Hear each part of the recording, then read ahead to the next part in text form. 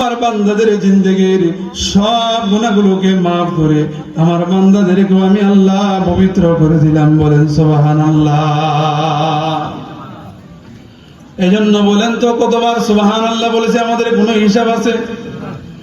কতবার এই মাহফিলের শুরু থেকে এই পর্যন্ত কতবার সুবহানাল্লাহ বলেছি আমাদের কিন্তু হিসাব নাই। কতবার আলহামদুলিল্লাহ বলেছি আমাদের কিন্তু হিসাব নাই। বলেন ঠিক কিনা? কিন্তু এখনো যারা চায়ের দোকানে বসে আছে বলেন তো তারা কয়বার সুবহানাল্লাহ বলছে? বলেন বলছে? বরং আর গালাগালি বাড়ছে, বাড়ছে না? বলেন আর গালাগালি বাড়ছে, অযথা কথা বলছে, অনর্থক কথা বলাটাও গুনাহ। আপনাকে আল্লাহ জবান অনর্থক কথা বলার জন্য দেয় নাই যে বান্দা তুমি ফাহিশা কথায় জবান দিয়ে বলবা। আমি আল্লাহ তো তোমাকে এই জন্যই জবান দেয় নাই। জবান দিয়ে মানুষ যা কিছু বলবে, অনর্থক কথা যদি জবান দিয়ে বলে তাও গুনাহ হয়। আর বান্দা যদি একবার আল্লাহর নামটা জবান দিয়ে নেয় তো সাথে সাথে আল্লাহ তাআলা ওই বান্দার আমল নামায় নেকি লিখে দেয়। বলেন সুবহানাল্লাহ। এজন্য এই সুবহানাল্লাহ ছোট্ট একটা শব্দ, কিন্তু এর পাওয়ার কত জানেন না। একবার বান্দা যখন সুবহানাল্লাহ বলে, এই সুবহানাল্লাহ বলার সাথে সাথে আল্লাহ তাআলা ওই বান্দার জিন্দেগির সব গুনাহগুলোকে মাফ করে দেয়। বলেন সুবহানাল্লাহ। বান্দা যখন একবার জবান দিয়ে আলহামদুলিল্লাহ বলে, বান্দা যখন একবার বলে আলহামদুলিল্লাহ, তার মানে হলো আল্লাহ সমস্ত প্রশংসা তোমার জন্য, যা কিছু আছে সমস্ত প্রশংসা তোমার জন্য।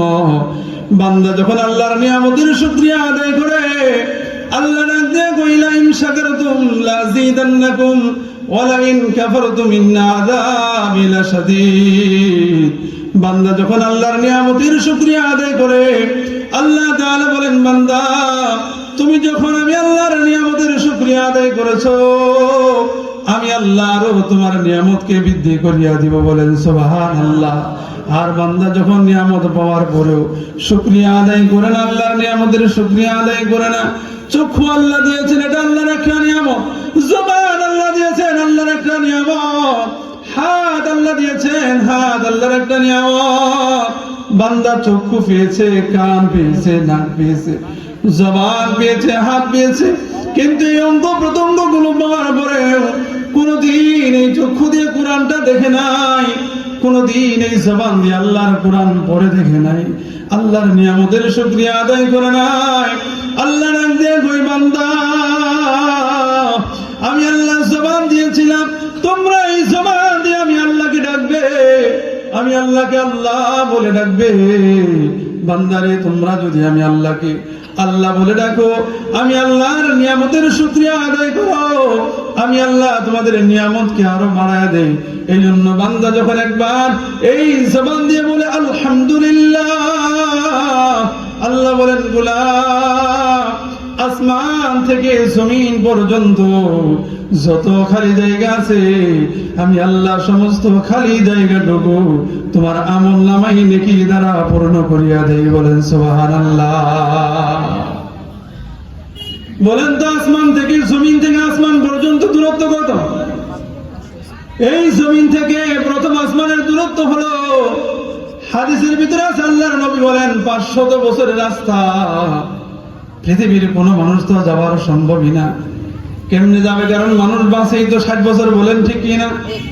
প্রথম আসমানে যেতে হলে কমপক্ষে 500 বছর বয়স লাগবে। এত দূরত্ব প্রথম আসমান। আর সূর্যের দূরত্ব হলো 9,30,00,000 মাইল দূরে সূর্যটা। এত দূরে যদি আসমান হয়, আল্লাহ বলেন বান্দা যখন একবার জবান দিয়ে আলহামদুলিল্লাহ বলে, বান্দার জবান দিয়ে যখন একবার আলহামদুলিল্লাহর আওয়াজ বের হয়, বান্দা যখন একবার শুকরিয়া আদায় করে, এই জমিন থেকে আসমান পর্যন্ত যত খালি জায়গা আছে আমি আল্লাহ এই সমস্ত খালি জায়গাটুকুকে নেকি দ্বারা পূর্ণ করিয়া দেই। বলেন সুবহানাল্লাহ।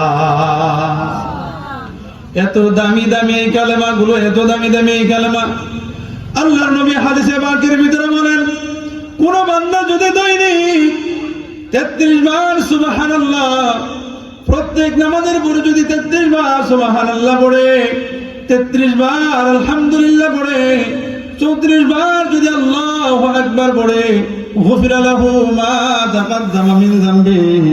আল্লাহর নবী বলেন, এই 33 বার করে আল্লাহু আকবার 34 বার যখন পড়বে, গুফিরা লাহু মা তাকাদ্দামা মিন যামবিহি, আল্লাহ তাআলা ওই বান্দার পূর্বের জীবনে যত গুনাহ বান্দা করেছিল, আল্লাহ তাআলা ওই বান্দার জীবনের সব গুনাহকে মাফ করে দেয়। বলেন সুবহানাল্লাহ। বলেন তো, এই যে শব্দগুলো, এই যে কালেমাগুলো, এগুলো পড়তে কি কষ্ট হয়? এই যে আপনারা একটু পরপর আমার সাথে সুবহানাল্লাহ বলতেছেন, আলহামদুলিল্লাহ বলেছেন, বলেন তো এই সুবহানাল্লাহ আলহামদুলিল্লাহ বলার দ্বারা কি কষ্ট হয়? কোন বান্দা যদি কৃষি কাজ করে, বলেন তো এই কালেমাগুলো কি পড়া যাবে না?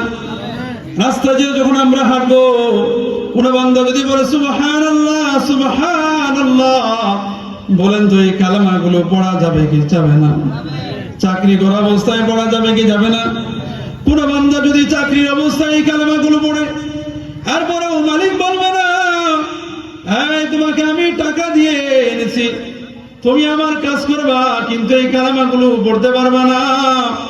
দুনিয়াতে এমন একটা মালিকও খুঁজে পাওয়া যাবে না। বলেন ঠিক কিনা? বান্দা যদি কাজ করে আর এই কালেমাগুলো পড়তে থাকে, এই কালেমাগুলোর এত দাম, এত দাম। বান্দা যখন এই কালেমাগুলো পড়ে, বান্দার আমলনামা থেকে তো গুনাহ মাফ হয়, এবং আমলনামায় গুনাহ নেকি যোগ হয়, বান্দার জিন্দেগির সব গুনাহগুলো মাফ হয়। আল্লাহর রাসূল বলেন, কালিমাতানে হাবিবাতানে ইলার রহমান খফিফাতানে আলাল লিসান। আল্লাহর রাসূল বলেন, এমন দুইটা কালেমা আছে, এই কালেমাটা হলো বুখারী শরীফের সর্বশেষ কালেমা। এটা হলো সর্বশেষ বুখারী শরীফের যে কালেমাটা পড়ার মাধ্যমে বুখারী খতম করা হয়, সর্বশেষ কালেমা। আল্লাহর রাসূল বলেন, এমন দুইটা কালেমা আছে, এমন দুইটা শব্দ আছে, কালিমাতানে হাবিবাতানে আলাল লিসান হাবিবাতানে ইলার রহমান সাকিলাতানে ফিল মিজান। আল্লাহর হাবিব বলেন, এমন দুইটা কালেমা আছে, যে দুইটা কালেমা হাবিবাতানে আলাল লিসান, যে দুইটা কালেমা জবানে পড়তে বড় সহজ হয়, বান্দারা যদি পড়তে চায় তো জবান দিয়ে সহজে পড়তে পারবে। হাবিবাতানে ইলার রহমান, আর এই দুইটা কালেমা রহমান মালিকের কাছে বড় প্রিয়। বান্দা যখন এই দুইটা কালেমা পড়ে, তো বান্দার আমলনামায় ওই মিজানের পাল্লা আল্লাহ নেকি দ্বারা পরিপূর্ণ করিয়া দেয়। বলেন সুবহানাল্লাহ। এই দুইটা কালেমা যখন পড়ে, মিজানের পাল্লা নেকি দ্বারা পূর্ণ হয়ে যায়। এই দুইটা কালিমা এমন কালিমা, আপনারা যারা আছেন বলেন তো, আল্লাহ যে দুইটা কালিমা পড়ার কারণে মিজানের পাল্লাটা আল্লাহ পূর্ণ করে দিবে। আল্লাহ যে দুইটা কালিমা পড়ার কারণে মিজানের পাল্লাকে আল্লাহ পূর্ণ করে দিবে। বলেন তো, আপনারা যারা এখানে আছেন, আল্লাহর সেই মিজানের পাল্লা কে কে দেখেছেন? একটু হাত তোলে। আল্লাহর মিজানের পাল্লা দেখেছেন? কে কে দেখছেন? একটু হাত তোলেন তো। আপনাদের জনকোষা বাজারের মনে হয় রটমামা পাল্লার মতো। বলেন ঠিক কিনা? আল্লাহর যে মিজানের পাল্লা রটমামা পাল্লার মতো, তাহলে বলি তরকারি মামা পাল্লার মতো হবে, নাকি দান মামা পাল্লার মতো? আল্লাহর রাসূল বলেন, এই কালেমা গুলোর এত দাম, এই কালেমার এত দাম, যেই কালেমা পড়ার কারণে আল্লাহ মিজানের পাল্লা পূর্ণ করে দেয়, মিজানের পাল্লা ভারী করে দেয়। এই কালেমাগুলো এমন দামি কালেমা, আল্লাহর হাবিব বলেন, এই কালেমাগুলোর এত দাম, যেই কালেমা পড়লে আল্লাহ মিজানের পাল্লাকে ভারী করে দেয়। এই কালেমাগুলো এত দাম, এত দাম, মিজানের পাল্লাটা তাহলে কত বড় হবে। পয়গম্বর দাউদ আলাইহিস সালাম আল্লাহকে জানায়, আল্লাহ ও মালিক,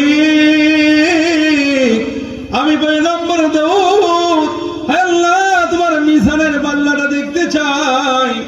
তুমি তোমার বান্দার নেকি আর প্রতিগুলো যে মিজানের পাল্লা দিয়ে তুমি ওজন করবা, হায় আল্লাহ আমি পয়গম্বর দাউদ তোমার সেই মিজানের পাল্লাটা একটু দেখতে চাই, বলেন সুবহানাল্লাহ। আমরা একটু জিকির করে সামনে আগে আসি, লা ইলাহা ইল্লাল্লাহ, লা ইলাহা ইল্লাল্লাহ। আসেন সামনে আগে আসেন, লা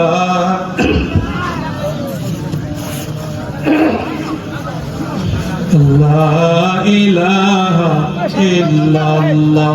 ও ভাই জোরে জোরে করে ও জিকির, বকিলামি কইরো না। তোমার আমার জিকির শুনে, তোমার আমার জিকির শুনে মোদের প্রভু রব্বানা, লা ইলাহা ইল্লাল্লাহ।